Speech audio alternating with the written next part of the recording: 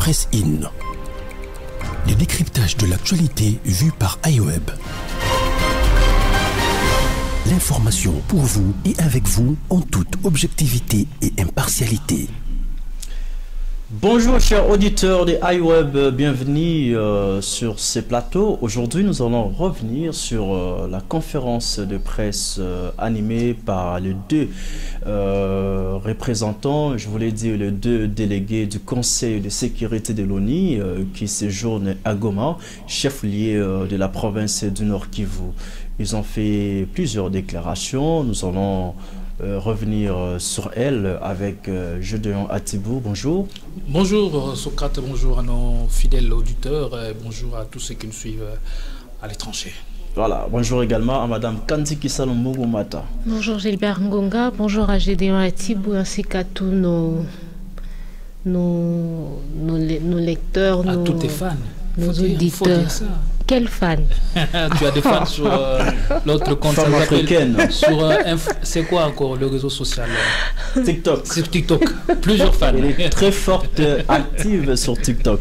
Vraiment. Plus que nous autres. Elle est active et suivie sur TikTok. Active, voilà, sur TikTok et très suivie par beaucoup d'internautes. Nos sincères félicitations pour ce travail que vous abattez pour le compte de iWeb, mais aussi pour votre crédibilité et visibilité sur les réseaux. Alors, comme je l'ai dit tantôt, nous allons parler sur la déclaration de Nicolas de Rivière, qui est délégué du Conseil de sécurité de l'ONU, qui séjourne à Goma, chef-lieu de la province du Nord Kivu, je l'ai dit tantôt. Alors, dans leur déclaration, parce qu'ils sont à deux, le délégué du Conseil de sécurité de l'ONU était clair comme de l'eau claire dans un verre clair.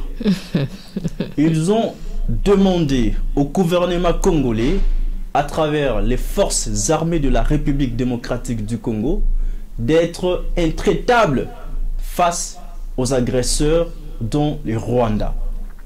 Mais la question que je me pose, pourquoi jusqu'à aujourd'hui, la RDC ne déclare pas une guerre ouverte contre le Rwanda? Cela voudrait dire que nous n'avons pas une armée forte. Parce que si réellement on avait une armée forte, on allait être capable de déclarer ouvertement la guerre au Rwanda. On peut utiliser les mêmes techniques que le Rwanda.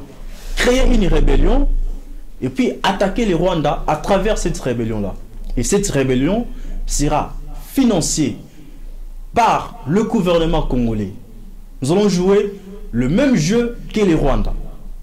Et puis je me demande, jusqu'à quand nous allons continuer à dénoncer? Pas plus tard que tout à l'heure, avant de venir sur ces plateaux, je traitais un communiqué émanant du gouvernorat provincial du Nord Kivu. L'armée a une fois de plus dénoncé les dernières attaques qui ont eu lieu le samedi à Sake. S'il faut faire une étude comparative de déclarations faites, de dénonciations faites par la RDC et les dénonciations faites par les Rwandais, il n'y a pas match. Vous allez voir que la RDC a plus dénoncé alors que le Rwanda est à la défensive. Et jusqu'à quand nous allons continuer à dénoncer alors que les dénonciations ne servent à rien? Et je me suis rendu compte plutôt aujourd'hui que nous sommes vraiment abandonnés par la communauté internationale. Le président français Emmanuel Macron, qui était venu ici, chez nous à Kinshasa, avait demandé lors d'un point de presse, une conférence de presse tenue à Kinshasa, à Tshisekedi d'être intraitable face aux agresseurs. La délégation du Conseil de sécurité de l'ONU, qui séjourne à Goma, fait la même déclaration. Elle demande au gouvernement congolais d'être intraitable face aux agresseurs. Et pire encore, Nicolas de Rivière a dit clairement que les Nations Unies ne vont pas combattre les rebelles. C'est au gouvernement, c'est au FARDC de combattre les rebelles du 1-23. On avait l'impression que la diplomatie de Tshisekedi avait payé, mais finalement, on se rend compte que sa diplomatie n'a pas payé. Pour la simple raison que tous les balais diplomatiques effectués ça et là n'ont rien payé aujourd'hui. Et j'ai l'impression que la rébellion du M23 est plus forte que l'ONU, est plus forte que la force régionale, est plus forte que les forces armées de la République démocratique du Congo. C'est inadmissible. On ne peut pas comprendre ça. On ne peut pas comprendre ça. Jusqu'à quand l'ONU va tarder à sanctionner le Rwanda, à sanctionner les dirigeants rwandais? Et la meilleure des choses à faire, pour terminer, et vous accorder aussi la parole, pour émettre vos points de vue, je crois, à la ligne où vont les choses, on ne saura mettre fin à cette guerre si on ne dialogue pas avec les M23.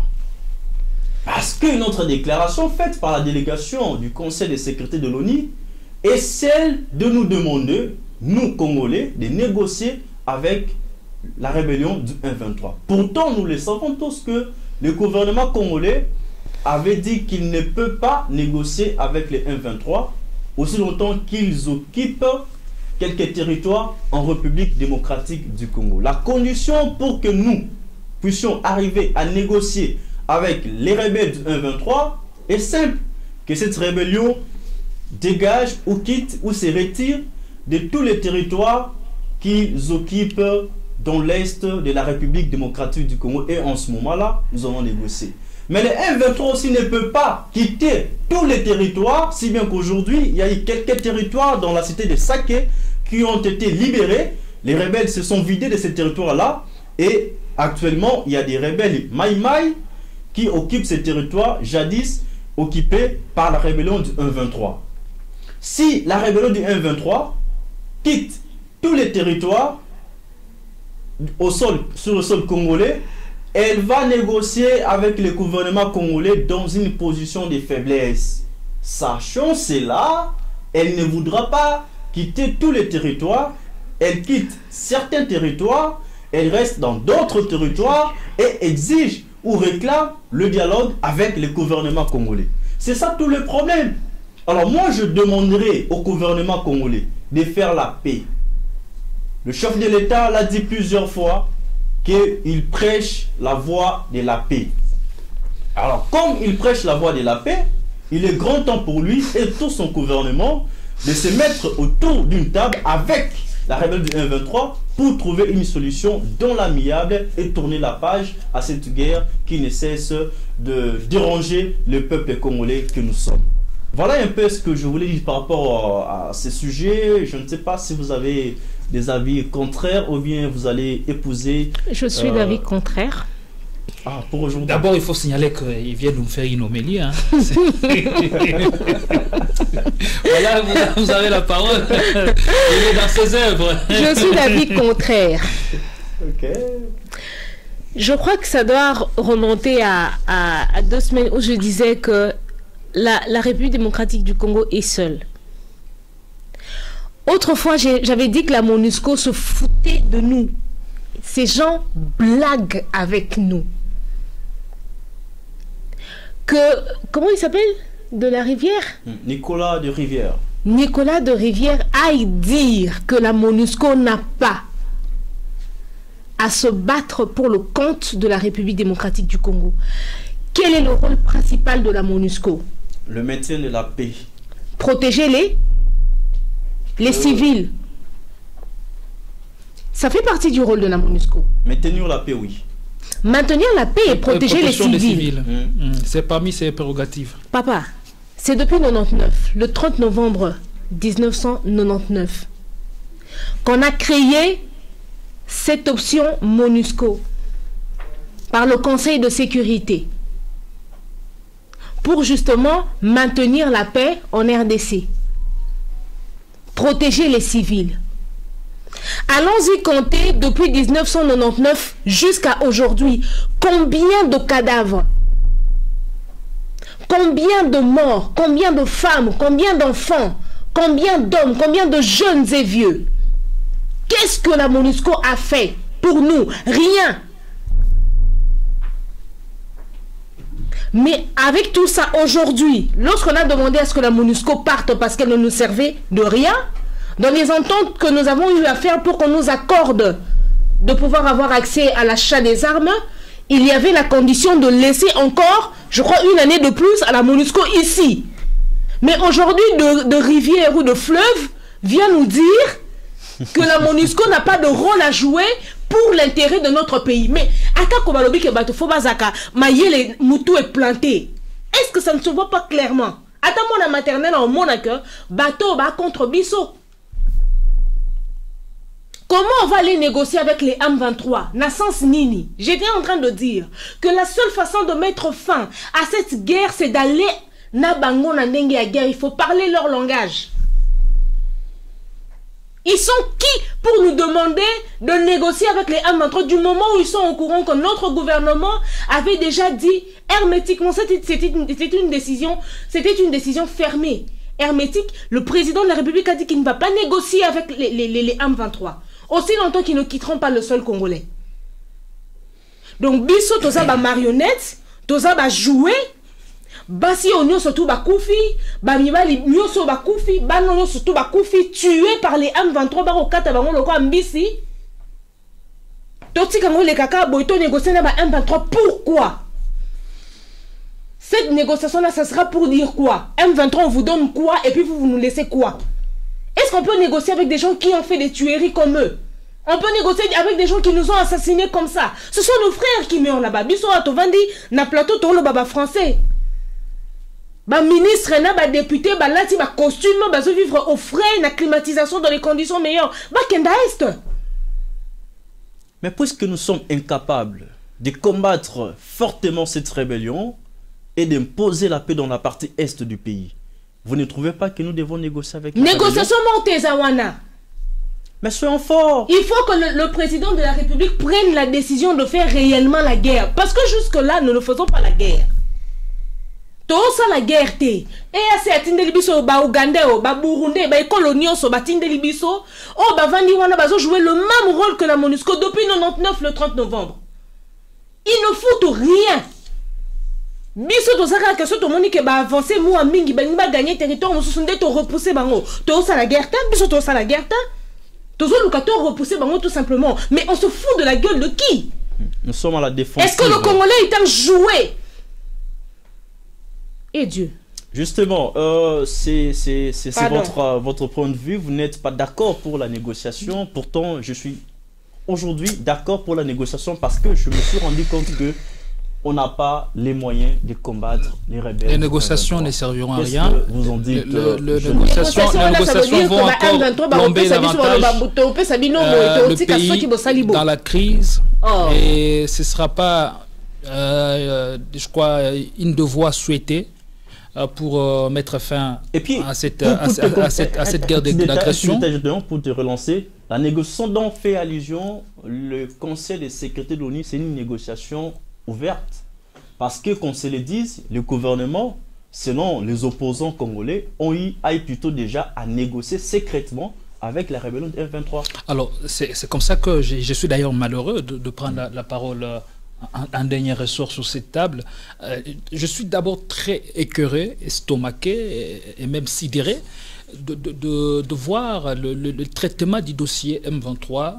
Et ça fait presque 2 ans que le rebelle du M23 refuse d'abdiquer. Il refuse d'abdiquer dans leur volonté de s'emparer de plus en plus d'importants territoires, villes et localités dans la partie orientale du pays. Et quand déjà le M23 a fait sa réapparition ou encore sa renaissance, on n'a pas mis en intelligence tous les services de renseignement, tous les services de sécurité pour chercher à ficeler une stratégie nous permettant de venir à bout de ces rebelles. Parce que depuis longtemps, nous savons que le rebelle du M23, lorsqu'ils sont sur le territoire congolais, ils nous brandissent, ils font agiter la menace de balkanisation du pays. Et ça, c'est connu de tous.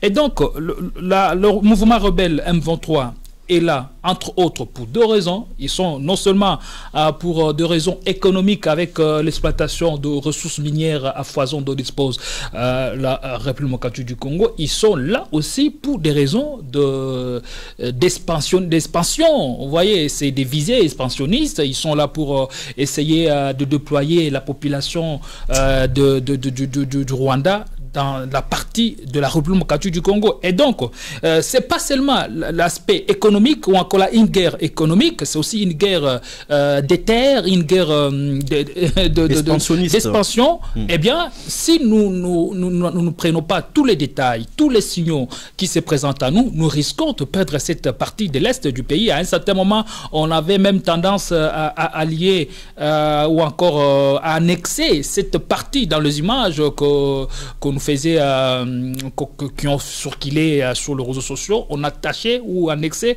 à cette partie du Kivu au Rwanda. Et ça, c'est malheureux. Quand le M23 réapparaît, pour un petit rappel historique, quand le M23 réapparaît, vous avez vu comment est-ce que la communauté internationale est intervenue pour chercher à convaincre ou encore à présenter leur langage, puisqu'en relation internationale et dans les relations étatiques ou entre États, il y a toujours un langage codé et un autre langage qu'on présente. Donc les choses ne sont pas dites telles qu'elles sont.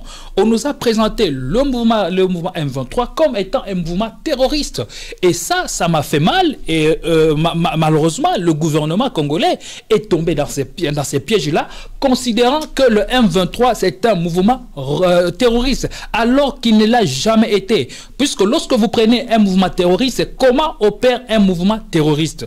Quel est le modus operandi d'un mouvement terroriste? Est-ce que la manière dont opère le M23, est-ce que le M23 est dans les critères ou dans les critériums d'un mouvement dit terroriste? Vous comprendrez que le M23 ce n'est pas un mouvement terroriste, c'est un mouvement rebelle, un mouvement financé par le Rwanda de Paul Kagame et qui vient pour juste piller les ressources naturelles de la République démocratique du Congo. C'est pour cela que je commençais d'abord par rappeler les enjeux de cette guerre. C'est une guerre qui tourne tout autour du cobalt, des minéraux dont possède la RDC et aussi cette guerre d'expansion là dont je fais tout à l'heure mention. Alors, du moment où on a compris que c'est une guerre d'agression, du moment où on a compris ou encore que c'est une guerre qui ne va pas nous laisser en paix, pourquoi on est tombé dans le piège de la communauté internationale, du Conseil de sécurité, avec leurs termes terroristes? Et par le passé, on a suivi le porte-parole du gouvernement qui a, de manière incessante,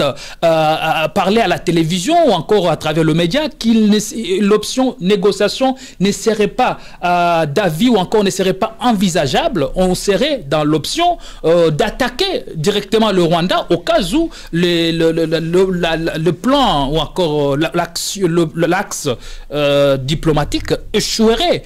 Et lors de son adresse à la nation, le chef de l'État lui-même avait reconnu que la diplomatie a échoué. Combien de rencontres qu'il y a eu entre le chef de l'État Félix Tshisekedi et le président rwandais Paul Kagame? Ils se sont rencontrés plus d'une fois à Nairobi, sous la médiation de Uhuru Kenyatta. Ils se sont rencontrés chez le Congo, chez Denis Sassou Nguesso au Congo d'en face. Ils se sont rencontrés en Angola, chez Joao Lourenço. Ils se sont rencontrés à Paris. Ça te fait combien de rencontres? Et il a constaté que c'était un échec. Le M23 était toujours dans sa campée, sur sa position de contracter. Alors, qu'est-ce qu'il faut faire pour te relancer? Qu'est-ce qu'il faut faire maintenant? Qu'est-ce qu'il faut faire? Vous êtes en face d'un mouvement que vous appelez terroriste et vous voulez négocier avec les terroristes. Moi ici, je viens de dévoiler, je viens de dire que ce n'est pas un mouvement terroriste, c'est un mouvement qui vient avec des visées expansionnistes. Donc, dans ces cas-là, que faire? Dans ces cas, il est clair et il faut tout simplement faire la guerre au M23 en commençant par organiser l'armée, parce qu'aujourd'hui, vous avez suivi les budgets de l'armée rwandaise. Écoutez, à un certain moment, nous devons être fiers du Grand Congo. Et nous, médias, nous devons se sensibiliser et donner des informations dignes et certifiées à la population. Aujourd'hui, le Rwanda est en train de jouer des Congolais, c'est sur le plan psychologique. Aujourd'hui, les budgets du Rwanda, quel est le budget du Rwanda? Le Rwanda n'a pas un budget farmé. Le budget alloué à l'armée, c'est pas un budget farmé par rapport au nôtre. Et aujourd'hui, le nombre d'armées, le nombre de troupes en termes de troupes, parce qu'une guerre peut être gagnée sur plusieurs facteurs, ou encore il y a plusieurs raisons, facteurs qui pronostiquent sur une guerre. Il y a le nombre d'armées, il y a la superficie, ou encore l'espace géographique. Il y a aussi le nombre de troupes. Aujourd'hui, la République démocratique du Congo, nous avons beaucoup de troupes, même si à un certain moment, il y a ce qu'on appelle le moral n'est pas au zénith, et le moral est down, et les troupes sont découragées, elles ne savent plus se battre, et elles essaient de replier. S'il faut commencer par organiser l'armée, par créer ce qu'on appelle l'organisation au niveau de l'armée, on peut facilement aujourd'hui arriver à repousser ces rebelles et à repousser cette guerre d'où elle est venue.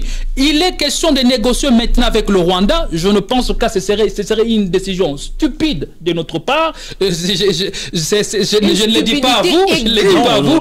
C'est une décision stupide, c'est une décision bête, et ça va encore nous plomber et nous garder dans cette position. Aujourd'hui, je parlais du traitement du dossier M23. Pourquoi faire appel à la force régionale de l'EAC? Pourquoi maintenir la MONUSCO sur le territoire congolais au moment où vous constatez qu'elle est incapable de sécuriser les populations, non, et en même temps elle ne veut pas de maintenir la paix. Et aujourd'hui, c'est cette même MONUSCO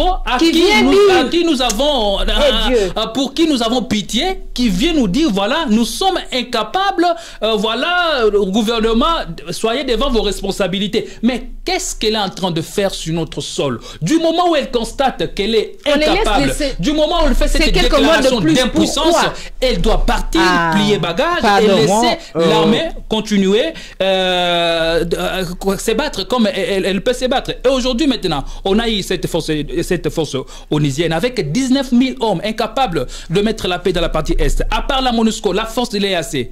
Maintenant, on se rend compte de toutes les erreurs, on se rend compte de toute ce bourde que je dénonçais d'ailleurs sur ce plateau. On vient maintenant faire appel en dernier ressort aux troupes angolaises qui sont entrées depuis hier sur le sol congolais. Je me dis, comment est-ce qu'on arrive à traiter les dossiers? Comment est-ce qu'on arrive à traiter les dossiers? On a eu des experts qui ont parlé du dossier. On a eu des experts qui ont montré toutes les indications, toutes les possibilités, le péripéties pour arriver à gagner une guerre. Et moi, je me dis, c'est une bêtise. Aujourd'hui, il est question de revoir, de réfléchir autrement et d'essayer de prendre la question par les taureaux par le corps. Ils ont déjà tout planté, ils ont parti dans le cerveau et ça glacé. C'est normal. Ralentir, réflexion, il y en a ralenti. Et aujourd'hui, une minute, j'appelle à la mobilisation générale et aussi à la cohésion nationale. C'est dans la cohésion nationale, c'est dans l'unité qu'on pourra mettre fin à toute cette situation. Vous en souvenez? Lors d'un communiqué après les retraits de Moïse Katumbi de l'Union Sacrée, Moïse Katumbi avait fait des propositions assez courageuses au gouvernement congolais, notamment il fallait faire alliance ou encore s'allier à l'Angola au regard de son passé historique. L'Angola, c'est l'un des pays ayant aidé la République démocratique du Congo dans plusieurs rébellions. Est-ce qu'on a suivi toute cette voie? Moïse Katumbi n'était pas le seul. Il y a eu d'autres qui ont proposé. Je pense que lorsqu'on est au pouvoir, on ne sait pas écouter les autres qui sont dans l'opposition. Et maintenant, par rapport à l'urgence, il est question maintenant de nous unir lorsque nous prenons besoin de se battre, d'être divisés au moment où la case est attaquée par le voisin, au moment où la case est attaquée par le... Je pense qu'il y a lieu de faire cohésion. Et voilà. Regardez, vous deux, vous avez l'impression que nous avons une armée forte. Mais si réellement on a une armée forte, pourquoi on a mis du temps pour déclarer la guerre au Rwanda? Mais elle est quantième. On a mis du temps parce que le président de la République a fait mon apport dans le Bibo, c'est là. Elle est quantième. Tu écris. C'est la 11e armée la plus forte en Afrique sur papier. Voilà. Sur terrain, elle n'est pas la 11e. Ce sont des chiffres qui ne disent rien du tout. Mais dis-moi. Parce que si plutôt nous avions une armée forte 4 ans après, ça c'est la 5e année du premier quinquennat de Tshisekedi. Socrate, attention. 4 ans, Joseph on n'a Kabila, pas président de la République, avec l'opération Pomme Orange, a réussi à expulser à la République démocratique du Congo pour réformer l'armée. Ce n'est pas une question de travail de confrères, un travail crédible d'achever mon idée. Et voilà, c'est sur base des éléments et des données qui sont par ça m'énerve, je te dis. Regardez, faisons ceci. Mettons de côté les sentiments, la passion. Sentiment, parlons de nation. Parlons de choses sans mettre les gants. Outre, regarde, voyons les choses avec les yeux. Regarde. La RDC, on nous a fait croire que nous avons une armée forte, la 11e en Afrique, devant le Rwanda. Qui vous a fait croire? Devant l'Ouganda. Votre gouvernement. Qui vous a fait croire? La RDC a une armée forte, la 11e en Afrique sur papier. Sur terrain, c'est une armée faible. Mais Nalobi, cette armée faible dont tu parles, si tu parles de l'infiltration, je suis d'accord avec toi. Au détriment de la République démocratique. Si tu dis que nous sommes une armée infiltrée, je suis d'accord avec toi.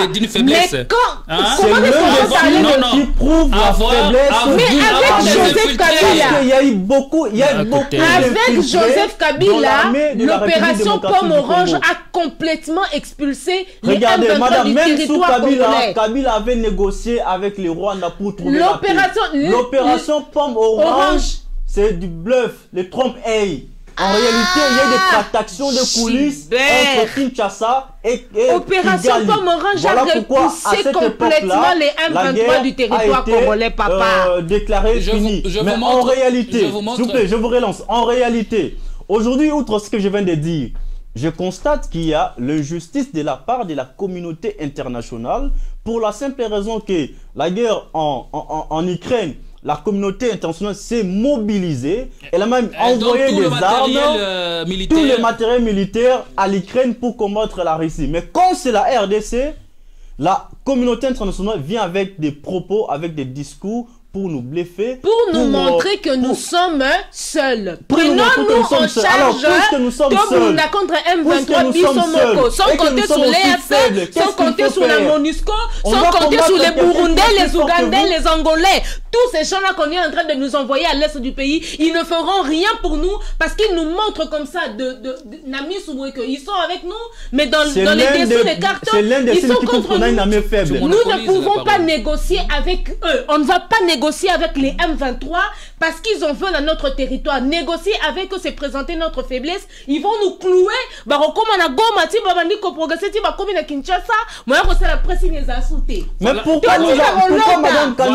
pourquoi nous faisons appel à ces armées étrangères là? Armées burundaises, armées ougandaises, armées aujourd'hui angolaises sur le sol congolais. C'est pour dire que nous sommes faibles. On fait appel aux voisins pour combattre à notre place. Sinon on était fort. On allait combattre seuls les rebelles du M23. Pourquoi on fait appel aux étrangers? Voilà comment les statistiques sont faites. On classe une armée sur le continent en fonction des critères suivants. Et ce n'est pas quelque chose qui est fait de manière aléatoire. C'est quelque chose, c'est un travail scientifique, un travail sérieux. Et sur ce plateau, je ne me permettrai jamais de cracher sur un travail des confrères, un travail qui est crédible et même qui est soutenu par des organisations africaines et gouvernementales. Et donc, on classe une armée par rapport d'abord aux prouesses que l'armée a pu réaliser par le passé.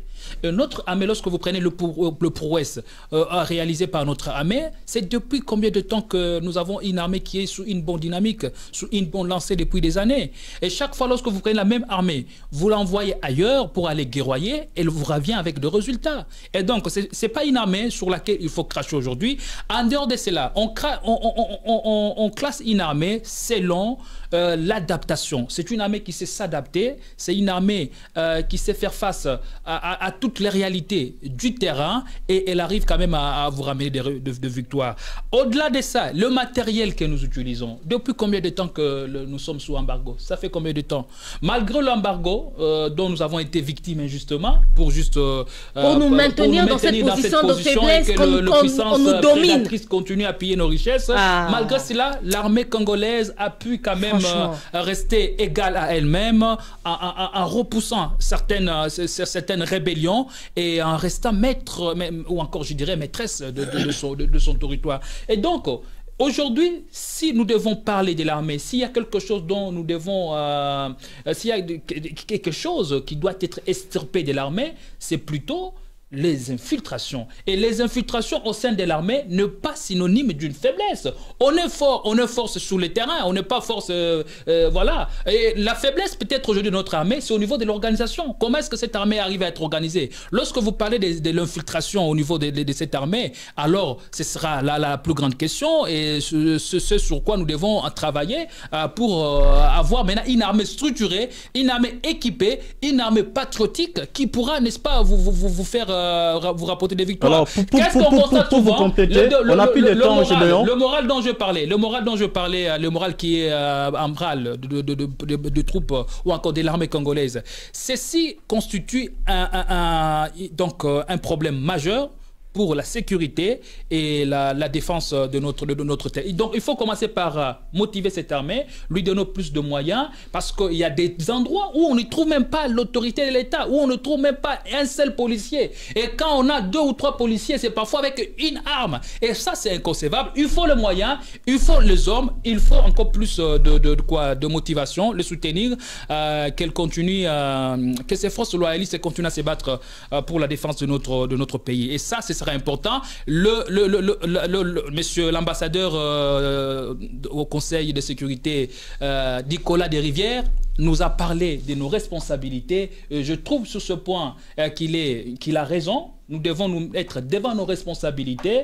Nos responsabilités commencent par être sérieux, par nous regarder en face, nous dire des vérités en face et nous poser des bonnes questions sur ce que nous devons faire pour développer notre pays. Regardez, pour terminer, ils ont passé pour vous ne comprenez pas ce que vous dites en fait.